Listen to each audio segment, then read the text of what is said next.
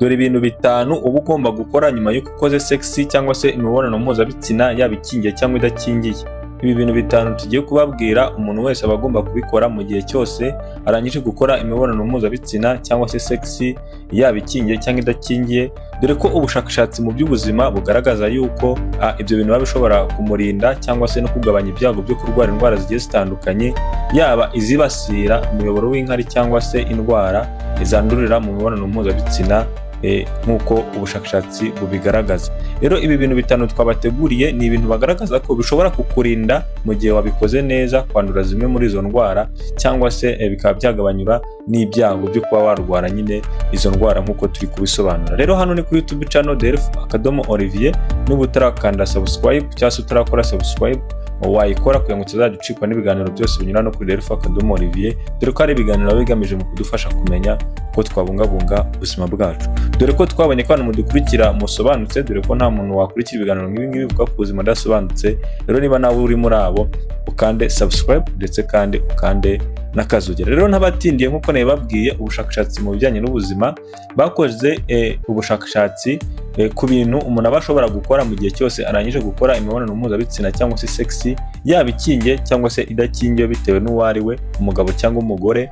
Bikaba byamufasha kugabanyura ibyago cyangwa se no kwirinda zimwe mu ndwara zishobora guterwa nyine no kuba yakoze imibonano mpuzabitsina mu buryo runaka. Rero n'abatindiye ku mwanya wa mbere, ubwo bushakashatsi bugaragaza ko burya nyuma yo gukora imibonano mpuzabitsina cyangwa se sex uba ugomba kwihagarika.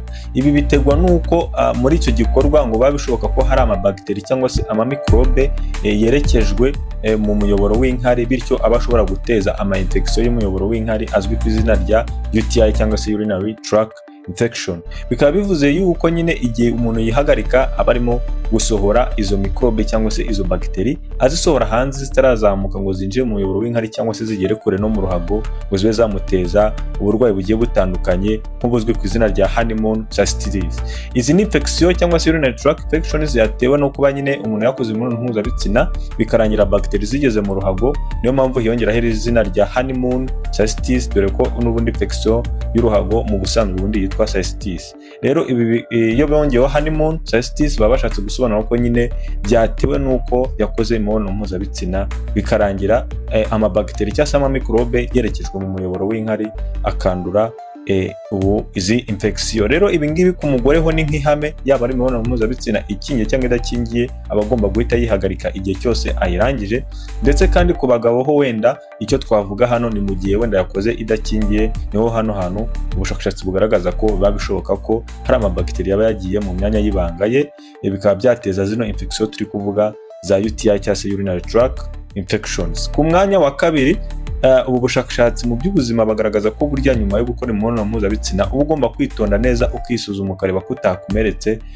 Niba wakomeretse ukaba wagana amavuriro akagufasha, cyangwa se nanone ugacekinga ko niba wakoze imibonano mpuzabitsina ikingiye ugomba gusuzuma ko agakingirizo kawe kakiri kazima cyangwa se urangije igikorwa kakiri kazima. Ibi ngibi rero bigufasha iki? Bigufasha kumenya niba wirindaga uburwayi runaka, ukamenya ugahita umenya uko umupatina wawe ahagaze, ukaba wamenya gufata imiti hakiri kare, ndetse kandi niba washakaga kwirinda inda zitateganyijwe ukamenya yuko ugomba gukoresha ubundi buryo nk'umupatina wawe cyangwa se umugore cyangwa umukobwa muri icyo gikorwa aba agomba guhita afata ibinini, dore yuko nyine uba wabonye yuko agakingirizo kangiritse. Ibi rero bishobora kugufasha mu buryo bwo kwirinda indwara, dore yuko iyo kangiritse nyine bwa burwayi wirindaga ibyo biba byavuyeho, ndetse kandi no ku kijyanye no kuboneza cyangwa se kwirinda inda zitateganyijwe nacyo kiba cyavuyeho kuko nyine usanze kangiritse. Niba nawe usanze wangiritse, ubwo ngubwo nawe ugomba kumenya ko ugomba gushaka ubuvuzi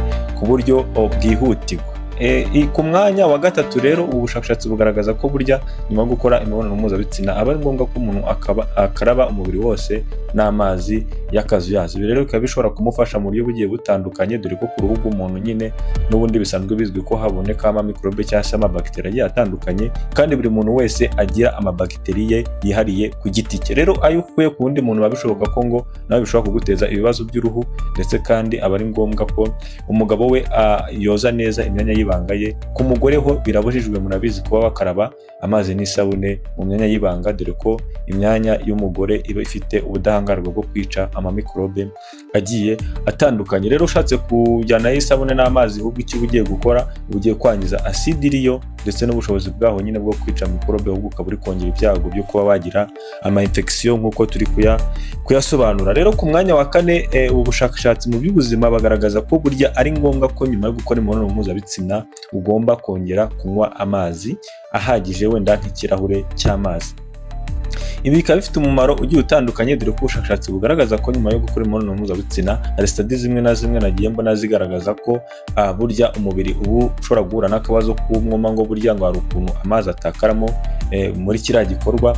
Ariko hano icy'ingenzi nabonye bafokasingaho cyangwa studies zose zihurizaho ni ukuba nyine bigomba kugufasha kwihagarika kenshi, bikagufasha gusohora za bagiteri zishobora kuba zagiye mu mwanya cyangwa se mu muyoboro w'inkari. Rero kunywa amazi ni ingenzi, kuko niba izo bagiteri zagiyeyo, uko ugenda bihagarika kenshi birumvikana ko ariko uzisohora kenshi, bikagufasha kwirinda izi infection zo mu muyoboro w'inkari twavuze zitwa UTI cyangwa se urinary tract infections. Ku mwanya wa gatanu rero, ikintu gitangaje abantu benshi mushobora kutitaho, nanjye nkigezeho nibajije ati ubundi kubera iki kijemo, mwumvisha ko ibi byo hejuru bine ubundi bijyanye no kugira isuku kugira ngo twirinde nyine izo mikorobe. Niba wahuye n'umuntu ufite amamikorobe mabi cyangwa se n'ubwandu runaka, nyine ugabanyura ibyago byo kuba wakwandura cyangwa se no kuba utatera inda zitateganyijwe hamwe na hamwe twabonyeho gucekinga niba agakingirizo katangiritse. Ariko iki cya gatanu kiratangaje, abantu benshi bakitaho ni bakeya. Ni ukuvuga ko ngo nyuma yo gukora imibonano mpuzabitsina cyangwa se sex n'umuntu runaka, ngo burya aba ari ngombwa kwibuka kuza kongera kumuvugisha nyuma y'igihe runaka. Ubushakashatsi budefanda iki kintu ko ari ngombwa ko bigufasha kurinda ubuzima bwawe bwo mu mutwe, kuko ibi bintu bagaragaza ko sex cyangwa se imibonano mpuzabitsina itafekta umuntu physically cyangwa se physically gusa nyine ku mubiri n'iki. Bagaragaza ko ubundi sex affecting umuntu physically, emotionally and spiritually. Ni ukuvuga ngo physically nyine inyuma ku mubiri uko anezwa cyangwa se uko yangirika cyangwa no kwandura n'ibindi. Emotionally ni ibijyanye no kwishima n'ibiki. Spiritually nawe murabyumva ni ibijyanye n'isi y'umwuka. Njya mbona abantu benshi bagerageza kubisobanura, ariko hano wenda naho tuzagerageza kubisobanura, kuko n'ubundi ubuzima bujyanye n'imitekerereze cyangwa se na spiritual ntabwo bijya bitandukana n'ubuzima buri physically, bifitanye isano ibi hafi cyane.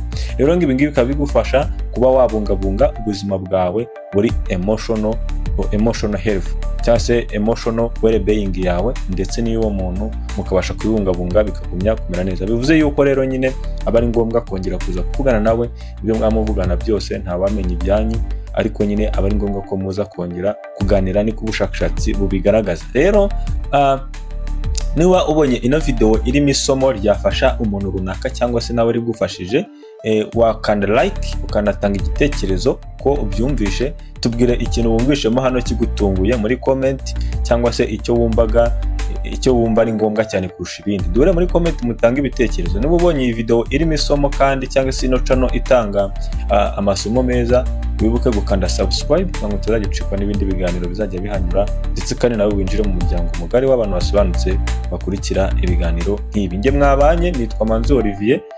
Rero tuzabane mu biganiro by'ubutaha. Ndabakunda cyane. Ciao ciao.